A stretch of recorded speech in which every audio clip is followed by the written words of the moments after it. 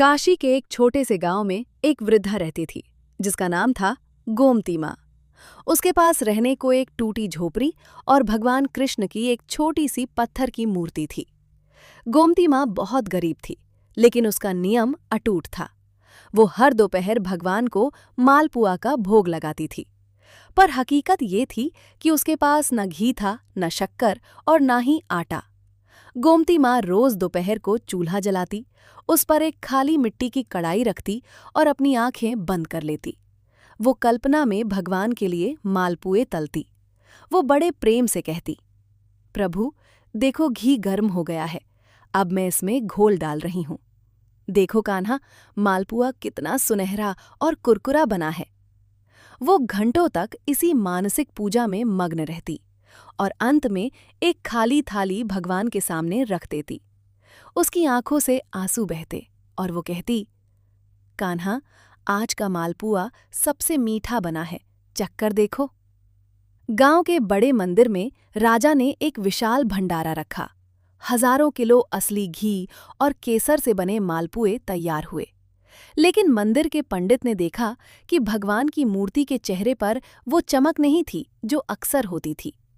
राजा ने अहंकार में कहा, मैंने इतना वैभव अर्पित किया है, फिर भी भगवान खुश क्यों नहीं दिख रहे।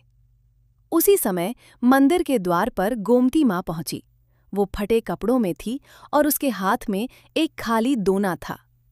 पंडितों ने उसे धक्के देकर बाहर निकाल दिया। हटो यहां से बुढ़िया, यहां राजसी भोग लग रहा है, तेरी गरीबी यहां अपवित्रता फैलाएगी।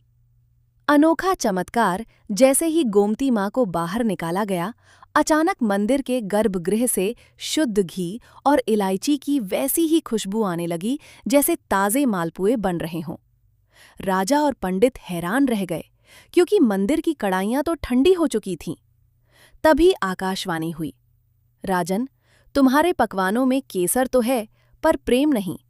मैं तो अभी गोमती माँ की झोपड़ी में उस अदृश्य कड़ाई से निकले मालपुए खा रहा था। उसने मुझे अपने आंसुओं से सींचकर और अपनी भक्ति से तलकर खिलाया है। राजा को अपनी गलती का एहसास हुआ। वो दौड़कर गोमती माँ के पास गया और उसके पैर पकड़ लिए।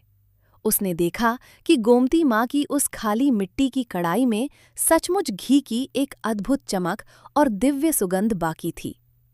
कहानी की अनोखी सीख, ईश्वर वैभव के भूखे नहीं हैं। आप उन्हें क्या चढ़ाते हैं, इससे ज्यादा महत्वपूर्ण ये है कि आप किस भाव से चढ़ाते हैं। श्रद्धा की एक खाली कड़ाई भी अहंकार के सोने के थाल से बड़ी होती है।